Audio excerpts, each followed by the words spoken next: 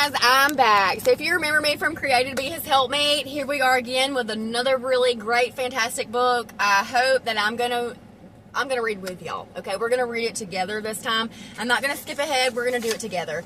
So, have any of y'all ever struggled with having trust issues, and you just don't know where to go from here?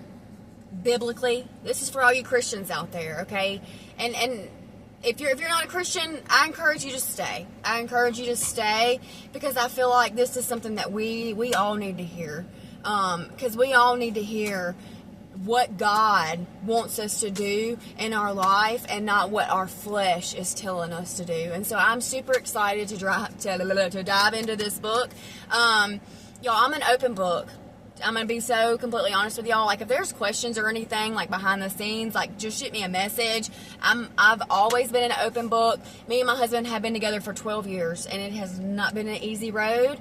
And now I feel like I'm kind of at a point where I have just hit this wall, and I'm just numb, and I just don't know where to go from here.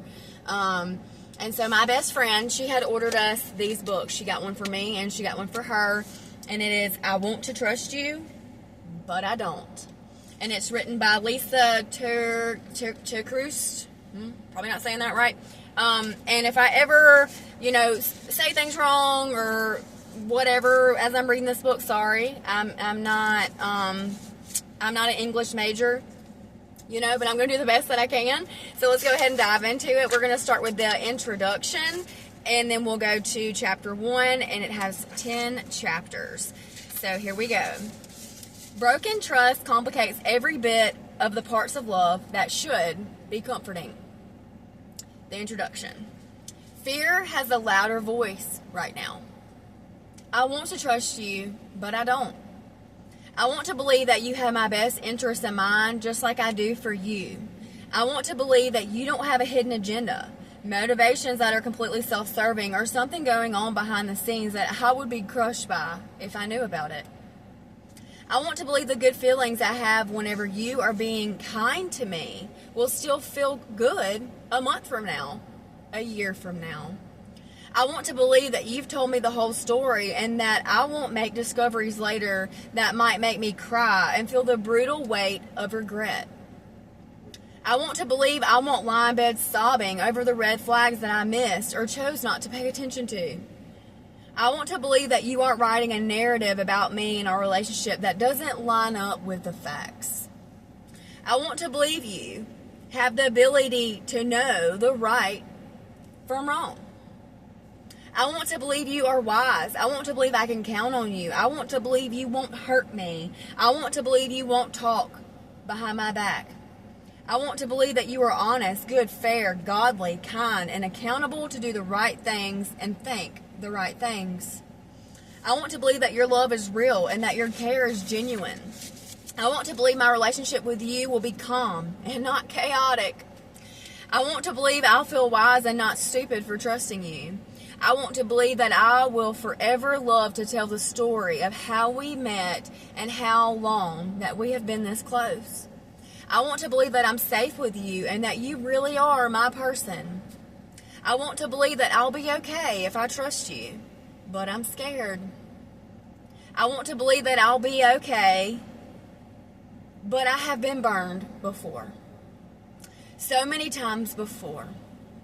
I fear getting this wrong, and I'm unsure. My anxiety tells me to run, but do I build my life around anxiety? Are these trust issues really triggers from past pain, or are these trust issues legitimate warning signs? I want to be okay. I want us to be okay, but I'm afraid the risks are just too high. My heart says I love you, but my fear says it's not safe. And fear has the louder voice right now. So I want to trust you, but I don't. And this is where I put my head down on my desk. I don't know whether to cry or to hold this angst in and stare at the wall. I want my closest relationship to have the assurance of safety, honesty, and stability. But we don't always get what we want. We get what we get. Is this just my experience, or is this yours too? This is the confusion that first got me thinking I needed to do some work around my busted up trust. If you follow my journey, I don't need to catch you up on all the events that made me feel foolish for giving people access to the most vulnerable parts of my heart. But if you haven't, let me encapsulate it for you. Friendship, breakups, loved ones not having my back, several deepful, hurtful, and life-altering betrayals, lies, gaslighting, me feeling crazy, me making shocking discoveries over and over, the death of my marriage, another couple of friendship fractures, time spent grieving, being thankful some lost relationships could be repaired and restored, more grieving over other relationships that won't ever be the same, wrestling with who I can trust and who I can't, swinging the pendulum from being too trusting to being skeptical of just about everyone. It was exhausting, but I wanted to move forward, get on with my life. The problem was being alone, and the quietness of my house had become so much more appealing than opening my door, walking on, and trying to figure out who to trust again when mostly everyone felt unsafe. An annoying warning kept going off in my mind like a smoke detector when the battery is low. It wasn't a full-on alarm, but the shrill chirp was not something that I could just ignore either. Even as I forced myself to appear okay in front of others, the dialogue inside my head kept sounding the alarm. Things aren't normal. People aren't good. You're risking too much trust in those who you think love you. Just when you think you are safe enough to open up a bit, they're going to hurt you. They all have secrets. They all will eventually let you down, betray you, and none of them can be trusted. Those thoughts turned into skepticism and eventually turned into an off-kilter belief system. Filtering everyone through my hurt was turning into someone I'd never been before. I was so deeply affected by having my trust broken. I felt suspicious about the real intentions of others. I started mentally filling in blanks in relational uncertainties with increasing suspicion. Have you ever found yourself imagining all the real reasons your friends seemed distant the last time you saw them? Or tried to figure out the hidden agenda of family members who said one thing but you were most certain that they mean something different? Or started making assumptions about a coworker after getting a weird feeling from them, mentally accusing them of what they're doing that could potentially put your job in jeopardy? Or question how much freedom you as the boss have given to an employee who was just giving you the bare minimum and can't possibly be working all the hours that you were paying them for. Sometimes what we are sensing is spot on and helps us know what needs to be addressed. But other times we are unnecessarily projecting things onto others that just aren't there. We don't want to get it wrong, but we also don't know what to do from here. These kinds of mental gymnastics are exhausting and make us hold back the very best of who we are for fear of getting hurt. That's exactly what was happening with me. But it wasn't just other people causing my issues with trust to be in an all-time high. I was also questioning myself. I was usually the one who believed the best about everyone and thought that they had the best intentions at heart. It used to be easy to trust people, and in the few situations when I felt scared or not as sure of that trust, I calmed myself down by noting my own keen discernment. I was confident that I would be able to detect if something was going sideways. But then, after years of correctly sizing up situations, when I started getting hit with my own shocking discoveries, I was stunned by how much that I had missed. How many times I had given people the benefit of the doubt whenever I shouldn't have. What happened to my ability to sense when something was wrong? Now, I wasn't sure I could trust my discernment, which I'd always viewed as such a sweet gift from God, and even started doubting that I could fully trust God. I stopped having the passion that I'd once had to read my Bible, to go to church, or listen to worship music.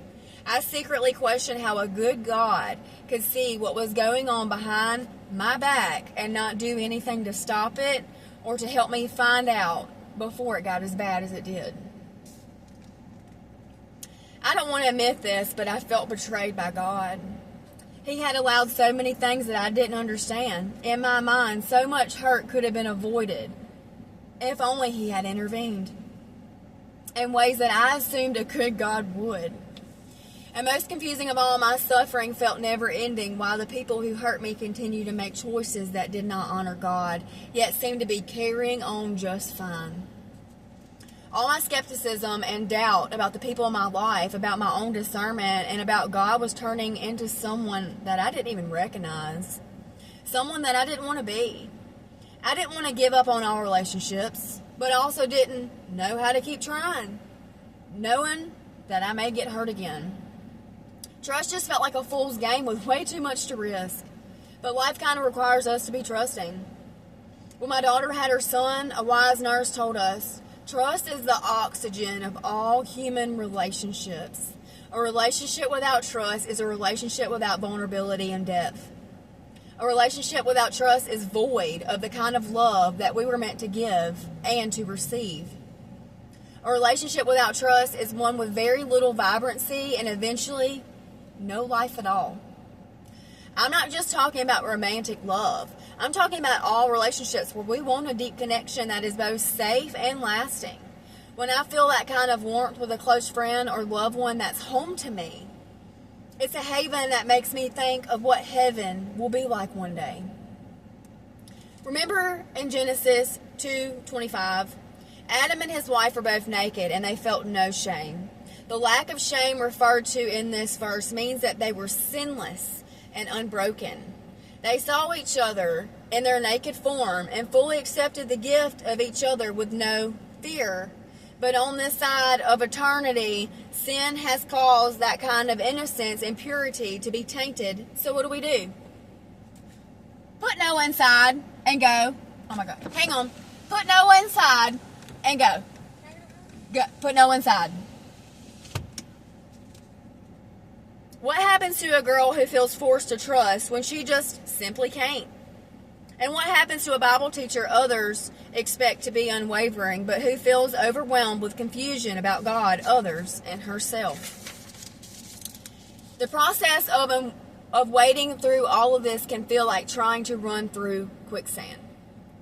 When I was in the middle of it, I couldn't just stop. Otherwise, I would sink and drown in all that hurt. But every step I tried to take to keep going forward took unusual effort with a heaviness that I couldn't get off of me. I wanted to get through all of this quickly, but the pain made me hyper aware of every single move. I felt forced to be in slow motion while everyone else was zipping past me at normal speed. The shock of broken trust makes life feel painfully slow and uncomfortably fast at the same time. The disbelief that this is your reality makes everything grind to a halt. But the reality of jobs and bills and kids who need a ride to school all feels unrealistically normal. And normal feels too fast for a brain that can't process what's happening. I want to fully acknowledge how difficult all of this has been on your heart and mine. I want to leave space for raw emotion that can be so easily come to the surface, but when talking about events that you may be still processing. But mostly, I want to gently pass along something that I've learned that I want you to hang on to as we keep turning these pages. The trauma of having your trust broken by people that you thought would never betray you is life-altering. But it doesn't have to be life-ruining. That's why I wrote this book.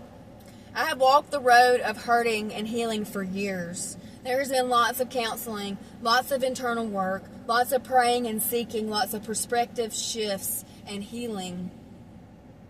New hope, new discoveries, and finding a life that's so different from what I thought my future would even look like. But finally realizing different can be wildly beautiful. Now I'm walking forward in ways that I never thought possible, and you can too. I want to hold your hand as we explore what's happened to us and how it affected not only our emotions, but also our brains and our central nervous systems. The trauma of having your trust broken by people you thought would never betray you is life-altering, but it doesn't have to be life-ruining. Love that. And then I'm pretty sure we're going to dive into chapter 1. No? Still in the introduction? Okay, let's keep going. Yes, the damage of emotional hurt really does go much further than we think. And if you have people in your life who have minimized your pain or who don't understand how serious betrayals and broken trust really are, I want you to know it's not that you're being too dramatic or overly emotional as you process all of this. The damage is real. I'm not just talking in theory here. I've seen what relationship dysfunction and trauma can do. Me too, sister. As crazy as this might sound, I had my brain scanned. I went through a battery of tests and then several scans because I wanted to know the facts. More than just feeling the impact of what I've walked through, I wanted to see it. I wanted to stare at the results with a doctor who studies this.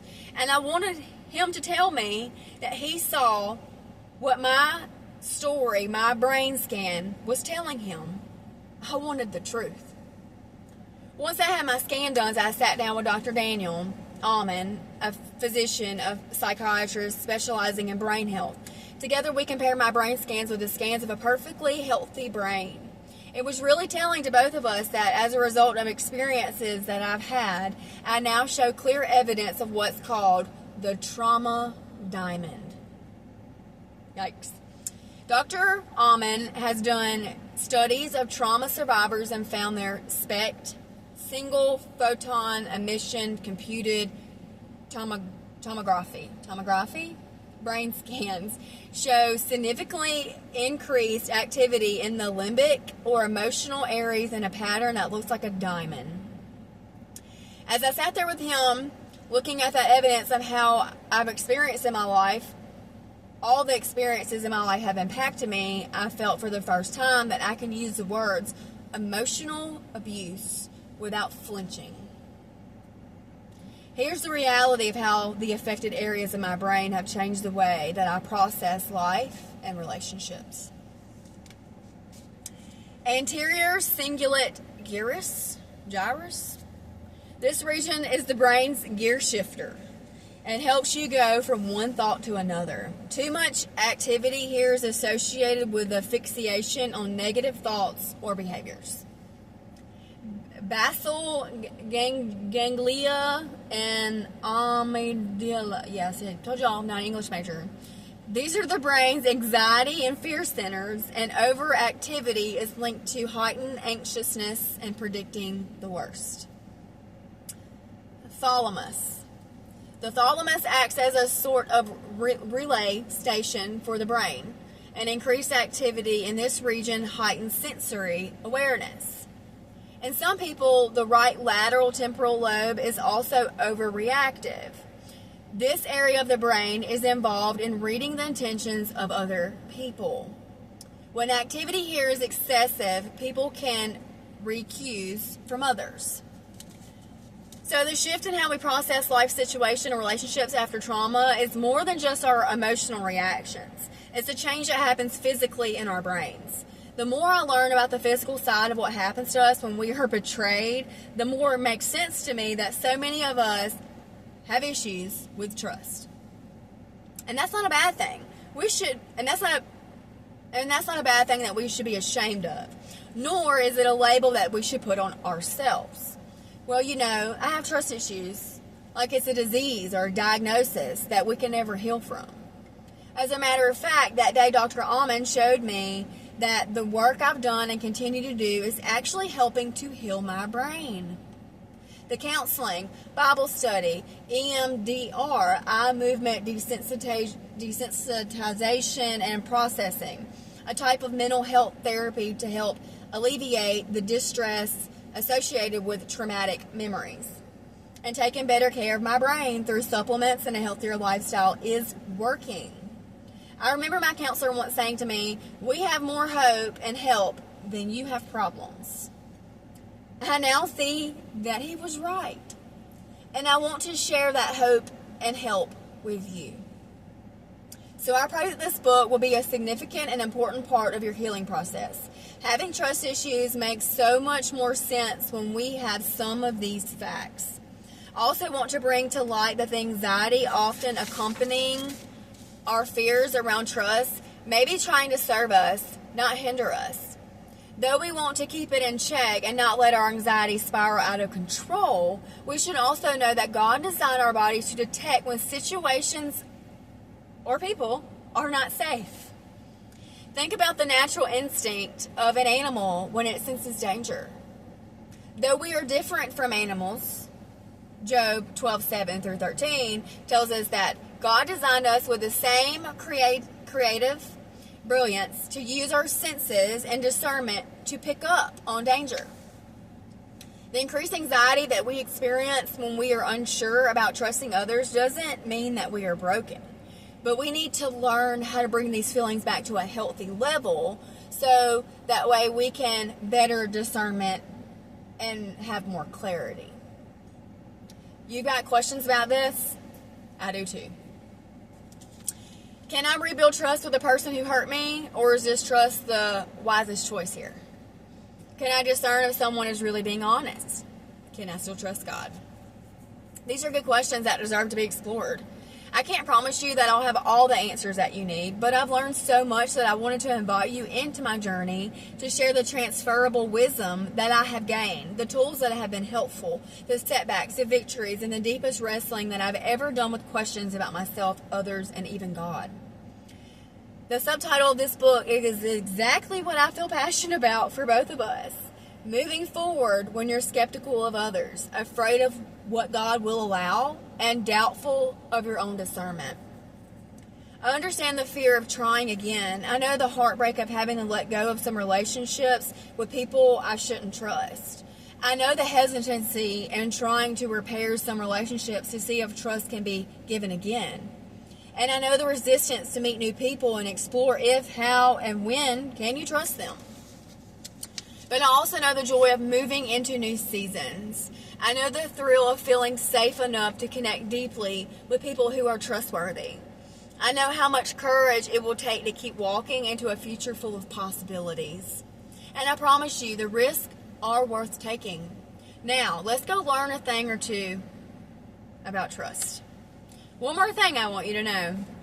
Okay, so usually this section after each chapter is to give you a little deeper research or insight into that chapter. But since this is the introduction and I'm feeling a little protective over you, I have something I want you to know in case this has ever happened to you. No one has any business labeling others with trust issues when we all have them. I have to get this off my chest because when someone says another person has trust issues, it's like a bad smell that person puts off. I believe they are announcing their own lack of awareness and compassion. If I'm honest, one of the reasons I didn't want to admit that I had trust issues was because that term has been used against me. Here's the truth. If someone is struggling to trust, chances are there's a reason. Whether they can recall the exact reason or not, they've had an experience that has made them recoil in angst and pain. Of course, they are hesitant or possibly resistant to trusting people, especially those who have hurt them or who remind them of someone that they trusted and got burned by. It makes sense that they are skeptical of people's intentions, and of course, they analyze people with a heightened awareness of the irresponsible and cruel ways humans sometimes act. Sometimes distrust is the most appropriate response that there is. I think that's been true a lot of the distrust in my life that makes me uncomfortable, hesitant, and sometimes resistant to engage with certain people. My issue with trusting those people may honestly be a sign of a wisdom, not weakness. And my tendency to overanalyze their words and actions, or even a feeling whenever I'm around them, may actually be an exercise of discernment, not deficiency. Other times I have trust issues that are more of an indication of past traumas I still need to work on than of the person in front of me doing anything deceitful. Or I have trust issues because I don't want to risk people getting close enough to hurt me like I've been hurt before. There are many reasons that we can find ourselves grappling with trust, reasons that are sometimes good and sometimes not so good. Here's a crucial thing to remember. Not one of us gets to live this life unmarked by hurt. So not one of us gets to live this life without trust issues. Maybe that makes you feel comforted. Maybe that makes you feel unnerved. This will be attention to manage, not a problem to solve. As humans, we are made for connection, but connection always comes with risk. But having the right tools to better navigate this is what so many of us have been missing in order to move forward. Feeling understood in our heart and learning how to use these tools in a safe atmosphere of hope and healing is where we are headed in these pages. It's good to know that we are in this together. As humans, we are made for connection, but connection always comes with risk. And this is pretty awesome. So it gives you statements to cling to, scriptures to soak in, questions to think through. It also gives you a prayer. That is absolutely beautiful. So we'll go ahead and pray that one, and I'll head us out to chapter 1. Heavenly Father, thank you for leading me here. I ask for your help, your guidance, and your wisdom as I move forward and process the ways that I've had my trust broken. I know that you are with me to help me walk this road towards healing. Thank you for being right beside me and for being a trusting Father. In Jesus' name, amen.